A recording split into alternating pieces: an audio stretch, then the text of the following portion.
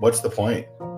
Yeah. And that suicide attempt, for whatever reason, that gun jammed, and I shot it many times after to try to figure out and get an answer. And the only thing that I can come up with is a spiritual experience.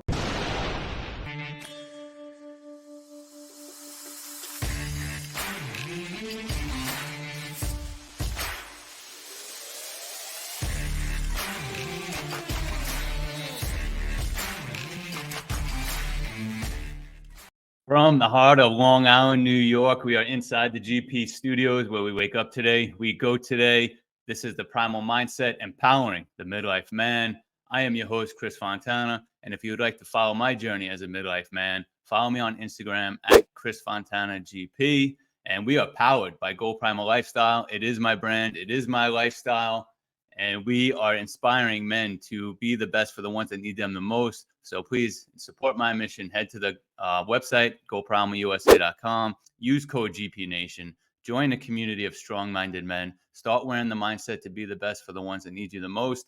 Alongside my producer, Jenna, we are on NGBN TV, a premier network now streaming 24/7 for men in their 40s, 50s, and 60s. You can catch new episodes of the Primal Mindset 11 a.m. Eastern time on Sunday mornings. Every other Sunday will be the new episodes, all part of Inspirational Sunday lineup. So please support our mission of saving men's lives and download the free app today, NGBN, on Android devices, Roku, Amazon Fire TV. So please help support our mission. All right, we got a packed show today. We have a former guest that's coming back on to kind of give an update to where he has a crazy backstory. So stay tuned for that.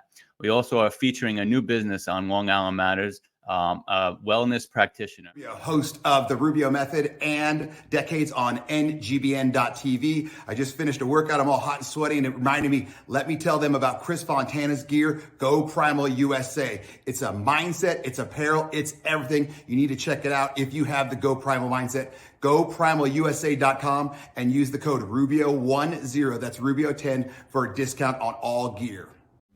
Drinks are fun, but alcohol isn't. Meet ProofNoMore.com, the #1 marketplace for the best non-alcoholic craft beverages. We offer the largest selection of non-alcoholic beers, NA wines, zero-proof spirits, and mocktails.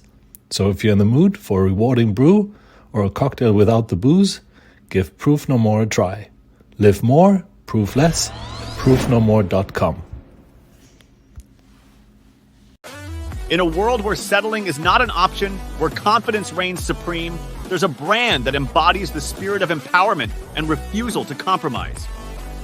Introducing Go Primal, where every thread exudes strength and determination. Elevate your experience. Shop now and unleash your inner champion. Because when you wear GP, you're not just dressing for success, you're embodying it. Go Primal, where confidence meets courage. Refuse to settle. Shop now and conquer your world.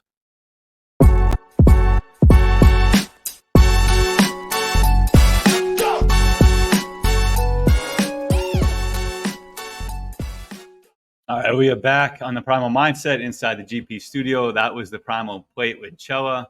Awesome job. And if you want to ask Chella any questions or any topics that you want her to cover, just send an email to info@goprimalusa.com. That's info@goprimalusa.com. And, we'll read your questions on air and she can give you a great answer.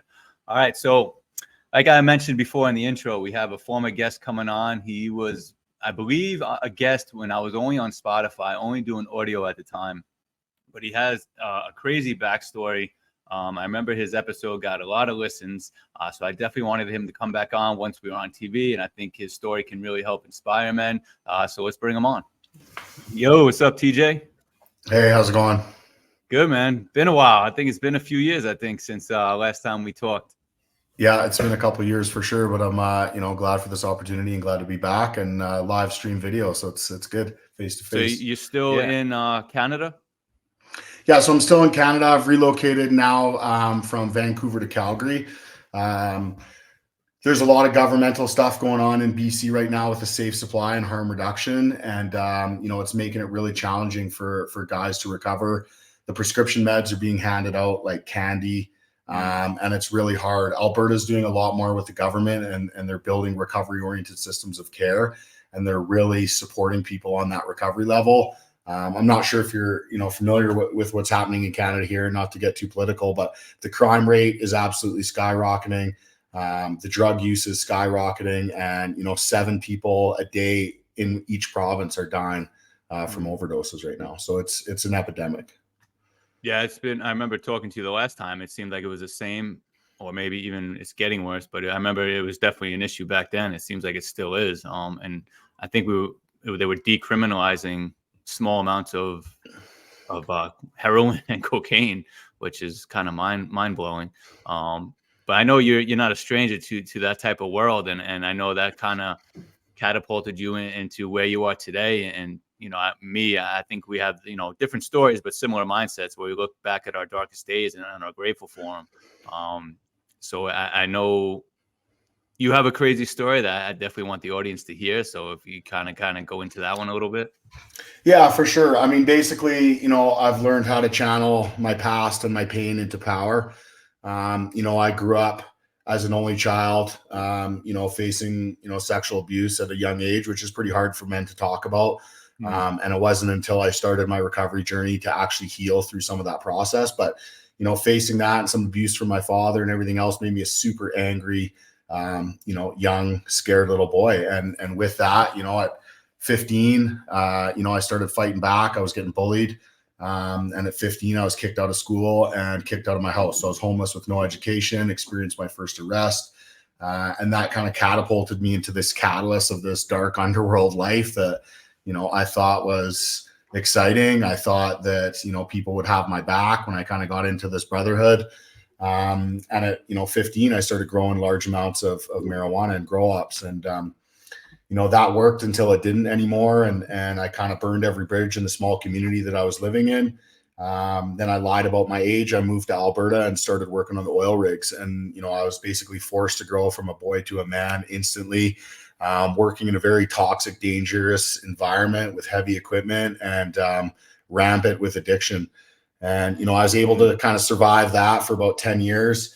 The recession hit, oil rigs went, I was making 150,000 a year, had a house, had vehicles, had all the kind of cool stuff. And the recession hit and it went back to unemployed. So I kind of turned back to what I knew as a child, and that was, the drug trade. And this time it became, from 0 to 100. I ended up joining a gang. And then it was everything from, dealing arms to dealing large amounts of cocaine. And everything that kind of came along with that, doing collections, extortion. I was stabbed multiple times. I had my throat slit. I survived a drive-by shooting in my house where someone drove by my house and shot 7 shots through the whole house about a foot from where I was sleeping. And, 6 months after that, I had the whole SWAT team come and raid my house, and I was looking at 10 years in jail for, kidnapping and some firearms charges. Yeah. And, luckily, I fought those charges and won, and I still kind of had an ego and thought that, I was untouchable. And then I started using the drugs that I was selling as an escape. And, that again went from 0 to 100 really quickly. Paranoid. I was on house arrest. I wouldn't leave the house without a gun or a bulletproof vest. And basically it got to the point where, I was drowning in my sorrows and I didn't want to live anymore. I was thinking about suicide by cop and having a big shootout with the cops. And finally I took my handgun, I put it in my mouth and pulled the trigger. And, for whatever reason, that gun jammed that day. And that was kind of my pivotal point to, turn my life around and start to really look at, what gifts I had and what strengths I had. And I got myself into a 12-step program and, started to rebuild my life one day at a time. And man, it was not easy. And, I work with a lot of guys now who, tell me I'm inspiring and tell me that, they look up to me and that I make it look easy. But I fight for my recovery every single day. Even now, coming up on 4 years sober, it's, it's something that I got to work towards because my addiction's out there getting stronger and stronger. And if I don't, hit the 4 pillars of recovery, spirituality, nutrition, and fitness, I'm on a path that I'm going to end up dead again. So that's what I really focus on is keeping those 4 pillars close to me and at all times working on those. Yeah, very, very similar to the Primal Mindset, the 3 pillars: mindset, nutrition, and fitness, and that goes, along with, my sobriety as well. Coming up on 6 years now, going to be 7 this Christmas. But like you said, man, that's something that stays with us for the rest of our lives. It does get easier, but it's never easy. So you always got to be aware of things. And even now, I notice that there's times where I'm like, man, it would be easier just to get fucked up right now, instead of dealing with all this shit. But, I got some powerful wives, I got some little boys looking up to me. So I know that's just not an option for me. How much did addiction play into that role of joining a gang? Or was it just strictly like, I just need money to survive? Man, it was a catalyst of a bunch of different things. I mean, it was, being an only child and being bullied, the gang kind of mindset. I had guys who all of a sudden had my back, who would, ride or die for me. Right. When the cops came to my house and raided, they came in and made sure my lawyers were looked after and everything was good. The addiction played a heavy part into it, because I didn't know who I was. I was lost. I had no self-love. So I wasn't able to, stick up for myself and know what I wanted. And then the ego part, right? The money, the women, the jewelry, the cars, the guns, all that flashy stuff that, I see kids nowadays on social media. That's, what they want. When I had the most things, materialistically, was when I was the most unhappy. The happiest I've ever been is in my recovery, sober, with the most spiritual tools and everything internal that I have. Right. Yeah. Is there, when you doing on the oil rigs, was there any addiction issues then, or you just were working so much that you couldn't even really focus on that? I mean, work was an addiction, right? Money was an addiction. But yeah, of course. I mean, you're working 14-hour days. You're driving an hour to and from work. After work, you're going with the guys to the strip club and partying and everything else. And it just becomes a cycle. Everyone out there is drinking. Everyone out there is using just to stay awake. So it's a super unhealthy lifestyle. Yeah. So did you have issues with it personally? I did. I did. I thought I had it under control. You know what I mean? I was what you would call a functioning addict, but I believe that I was born into this addiction, and it's a disease that was, generationally given to me. And I tell guys all the time, it's not our fault that the things that happen to us, the addiction, the trauma, the abuse, it's not our fault, but it's our responsibility as men to, work on this thing and get a handle on it and be gentle men, is what I say. A man that can be vulnerable, that can show emotion, but can also protect and have that mindset of I have a mission to accomplish. Right. And at 12 years old, I think you had your first awakening with alcoholism. 100%. Yeah. It was first time I ever drank, and I ended up in the hospital, stomach pump, the whole 9 yards. I'm not a person that usually half-asses stuff. I go 0 to 100 right away, whether that's on the good side or the bad side. Right. Well, I think that's a common addict's mentality. It was, I mean, with me, definitely, it's just all or nothing. And then that's what would fuck with your mind, because there's times where I'm like, I'm not going to drink. And you try to prove to yourself almost, or to other people, and like, see, I went out, I didn't even have a drink. And then the next time you make up for it. And it's just, it's just a cycle. And then eventually you just get to the point where it's too much, and, your lives get ruined and stuff like that. And, I know we talked about, our darkest days and what it turned into, how we took advantage of it and try to figure out what our mission was. And, whether it's inspiring men, on my end and with you, helping out with addicts and recovery. How is that going with, as far as the government and the funding and all that? Is still kind of a pain in the ass? Yeah. I mean, a little bit, like I said, I kind of, when I built CRC, Coastal Recovery Community, that was my identity. That was who I was. That kept me sober, helping these men. And I fought and I did everything I could until, finally it became a point where, my purpose was kind of not there anymore. I was literally burning the candle at both ends. And so, like I said, I kind of closed everything down, relocated, reassessed, reevaluated, moved to a province that's really recovery oriented. And I still do the private treatment stuff, but I have a nonprofit now called Pivot Society. We just started up a program called Gloves Not Guns, and it's a boxing program for high-risk youth to keep them out of the lifestyle of drugs, gangs, and violence. So we're doing a lot of work with those young kids. We're also working within the correctional system. So we're going into the jails and working with some of these kids who are in gangs, entrenched in gangs, and following down that lifestyle. Like we're talking 14, 15-year-old kids who are charged with double murder and shooters and all this stuff. And, giving them a bit of a second chance.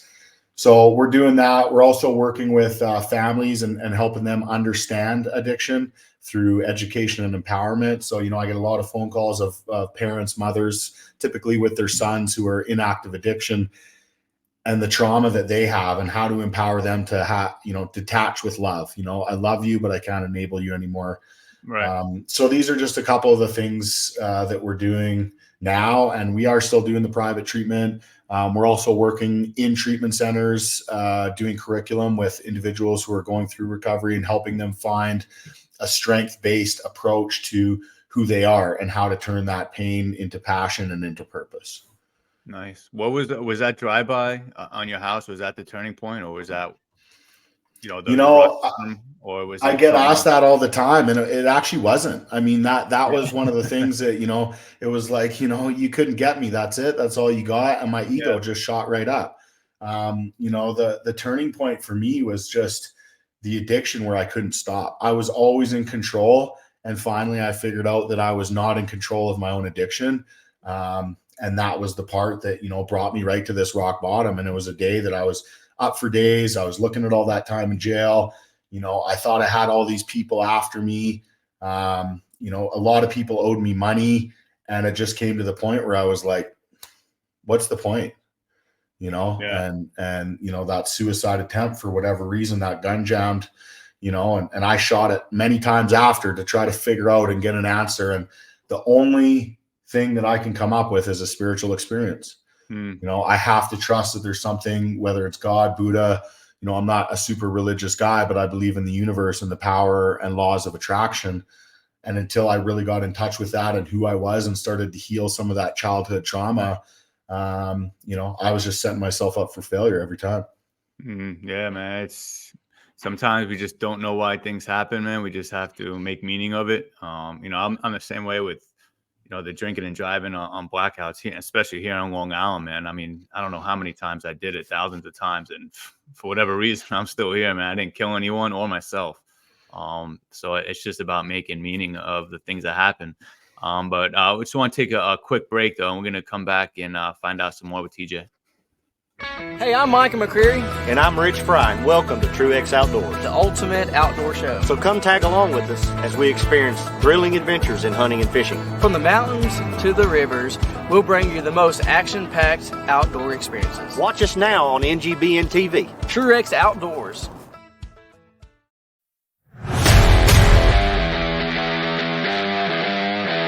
Hello and welcome to The Edge of Greatness. My name is Charles Schultz, and I'm excited to have you here.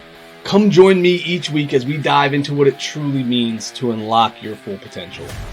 Many experts like to claim that if you do this one thing or you do that one thing, that you'll find greatness. It's all about discipline. It's all about resilience. It's all about habits. I'm from a different school of thought. It has been my experience that greatness requires a more holistic approach. It's not just one thing, but 7 things working in harmony to create the full potential that you have. What are those 7 things? Purpose, mindset, resilience, commitment, discipline, courage, and people. Come join me each week to discover how each of these pillars plays an integral part in your success in discovering who you are meant to be. Hope to see you there.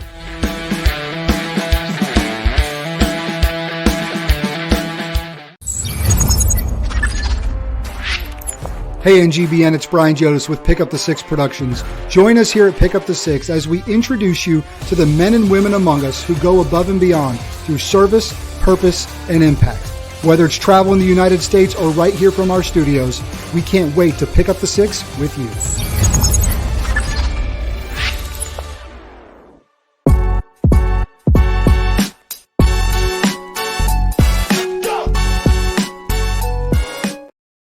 And we are back on the Primal Mindset inside the GP studios, where we wake up today, we go today, talking to TJ Sheehan. All right, man. So the gun doesn't go off. So for whatever reason, you're like, all right, I'm meant to be here.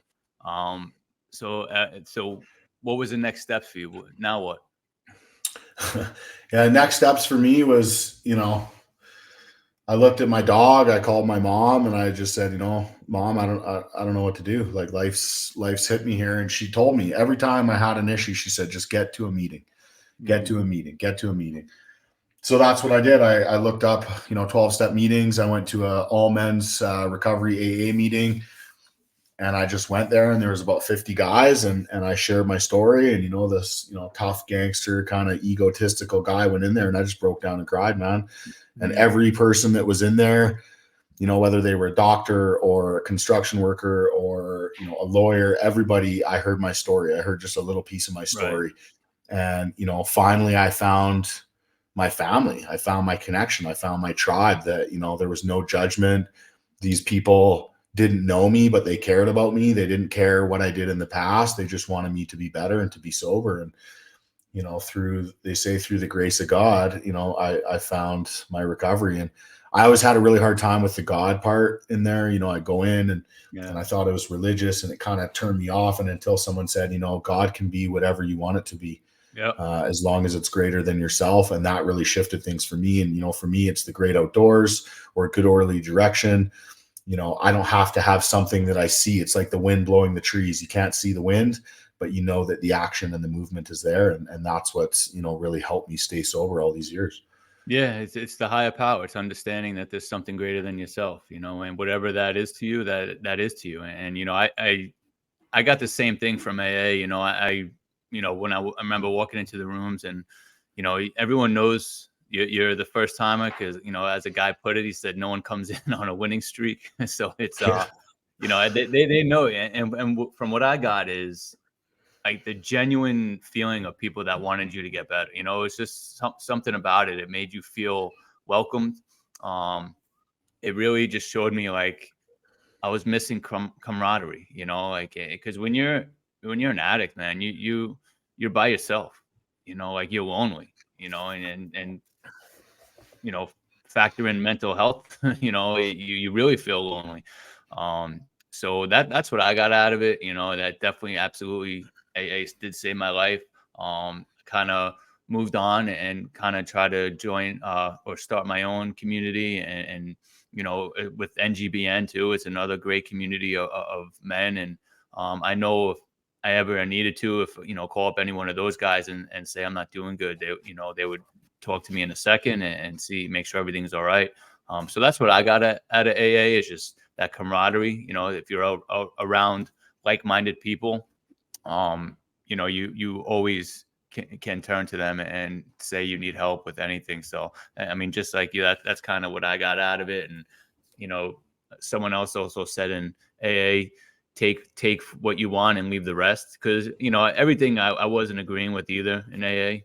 To me, it was like a little bit of that, I'm going to be careful how I say it, but almost that cultish, part of it, where, so it was, but, it did save my life. I met some good people. I stay in contact with some of those people still. So, and that's what I always recommend to people too. That's the first thing I say if they're having addiction issues is, either go to AA or, go to rehab or something, because, you're going to learn how to cope with things. You're going to get meaning out of it, and, you can go your way from there. Now, do you run like your I don't know, program or whatever similar to AA, or is it just kind of like you just wanted to have a group of camaraderie for guys? And like you said, with the boxing and the fitness and the nutrition, is that just kind of like what you go on?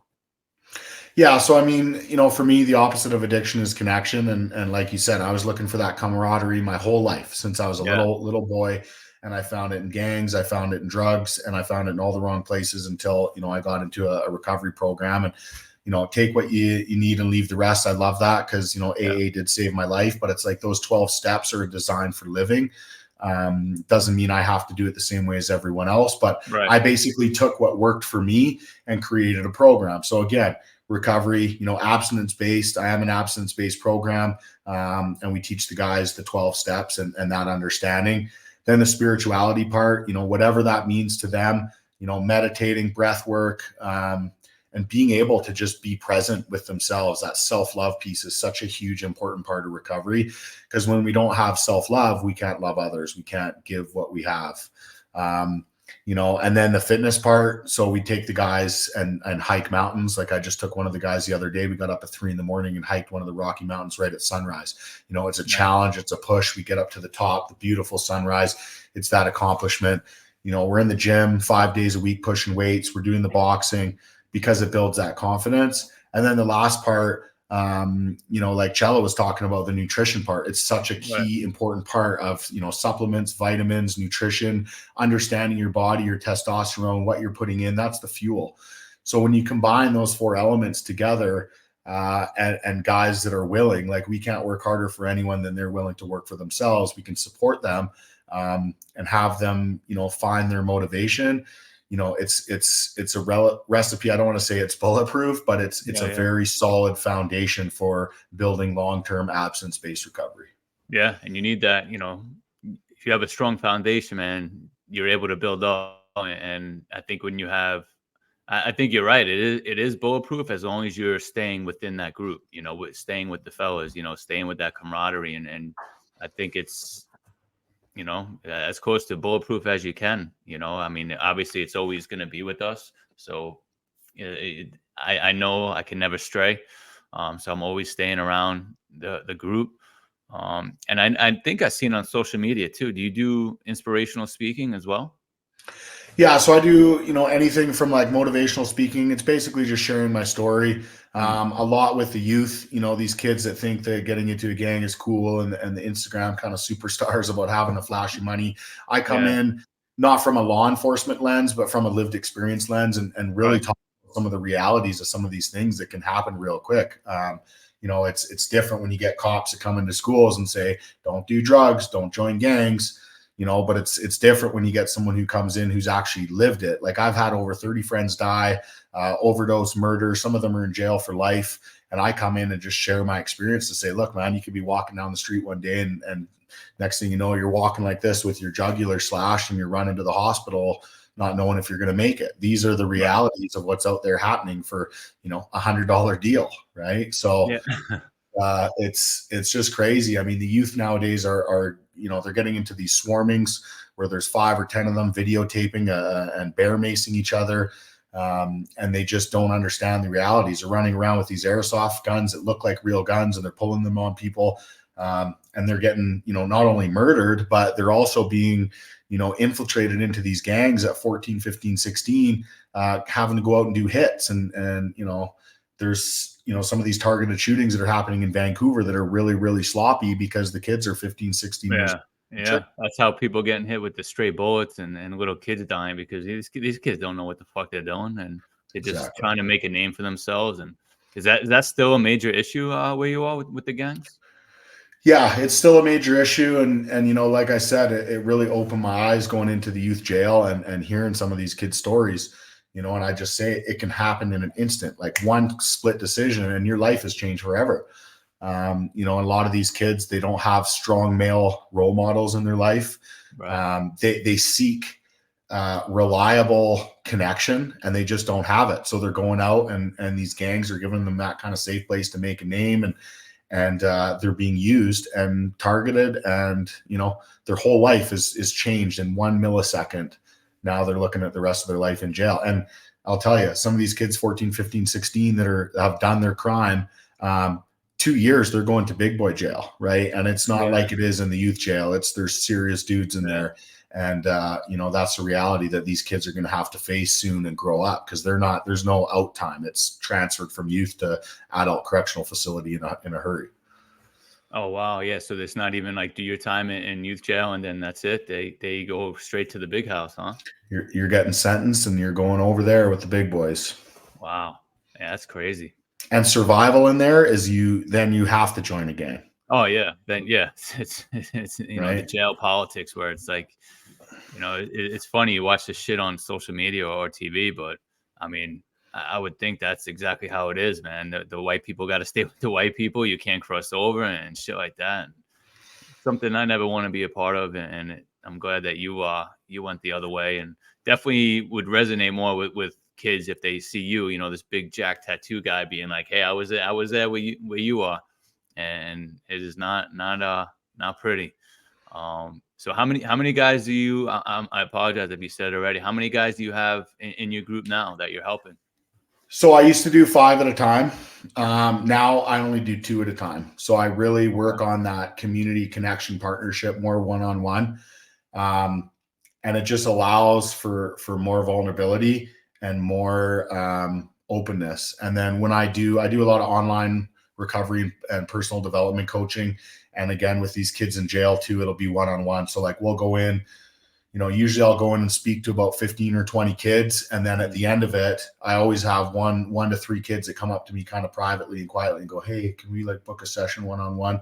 And then I sit down with them one-on-one and we actually start to like pick apart what it would look like to get out of that gang and how to get out safely, because there's a way to get out where, it's like blood in, blood out, or there's a way to get out where you can actually, if you don't owe money and you're not a rat and you're, a man of integrity, there's ways around it. So I help coach these young kids on making healthier choices. They all have a similar motivation of they have younger siblings usually that they don't want to fall into that lifestyle. Usually their older brothers are in jail, their dads are gone, and they have younger siblings at home that they want to keep out of that lifestyle. So that's their motivation. And it's really about helping them find their motivation and turning that into purpose and then making proper choices moving forward. Nice. So it's not like the mafia where once you're in, that's it. You're fucked. I mean, yes and no. And it really depends on, every situation is unique. It's like everyone's situation to recovery is unique. And I mean, I've told guys, before, I said, "Man, I'm sorry, but you're probably best to check in and go to PC because you're not going to be having a good time." And some of them are in so deep that they can't get out, and some of them, can. And if they make the right choices, they can be on, a healthy path. But it's really hard to make those choices when you're living in it every day and you have the jail politics, or you get out. Financial insecurity is one of the huge factors that these kids all want to make money for different reasons, whether it's take care of their family, whether it's to drive a flashy car. So it's about empowering them to believe that everything they need is within them. There's no external, motivators that are worth, dying for. So what constitutes being like in too deep where someone wouldn't be able to get out? Man, it can be anything from like, if you owe money, like a lot of money, you're going to have to look at paying that back. If you've killed a rival or had some serious beef on a rival, you're going to be looking over your shoulder for probably the rest of your life. Yeah.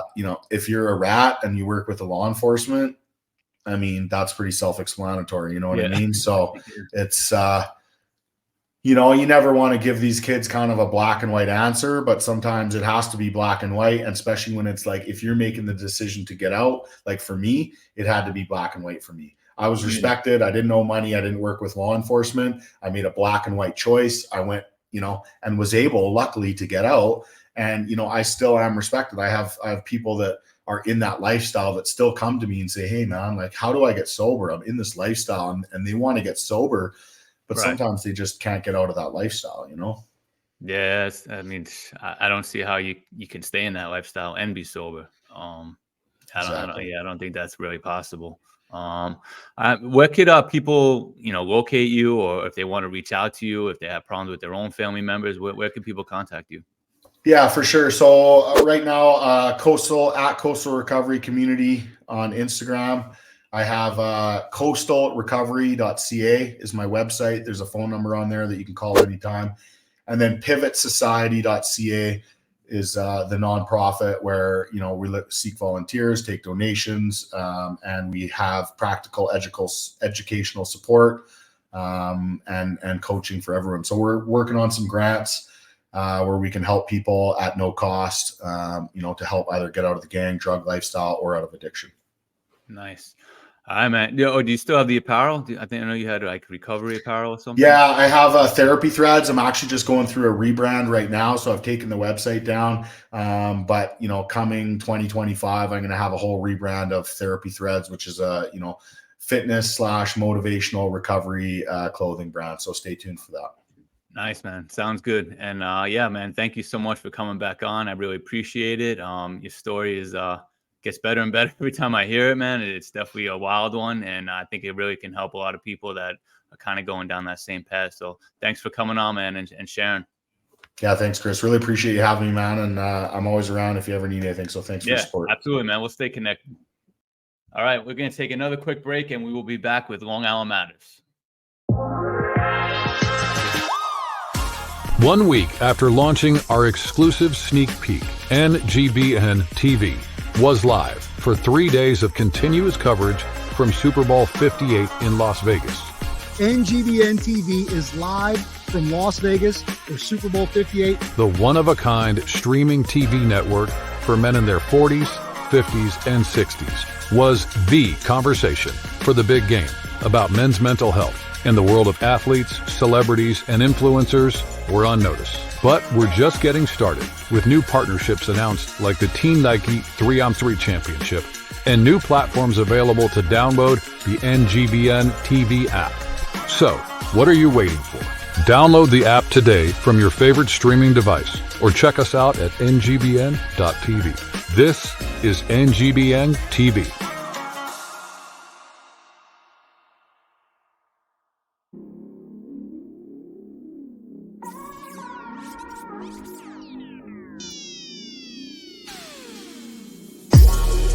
Everybody going through it. Everybody going through it. Everybody.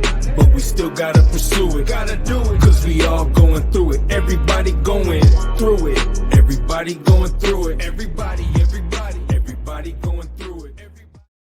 All right, welcome to the Long Island Matters segment brought to you by Go Primal Lifestyle. Head to GoPrimalUSA.com and start wearing the mindset to be the best for the ones that need you the most. Love this segment. Gives some highlights to local businesses and brands that I personally use and I know. As you saw in that video, that is done by my friend Chris Brennan. He does amazing drone work and takes pictures and puts them in these big frames and really does some great work. So you can check him out on Instagram, Dr. Brennan MD. He also does swigware, these at swigware on Instagram, and these personalized tumblers. As you saw, I was sipping on some West Islip Strong, had some coffee in that. He does personalized ones. He does really great work with that as well at swigware. You can check him out. Also, friend of the show, Sweet House Ideas.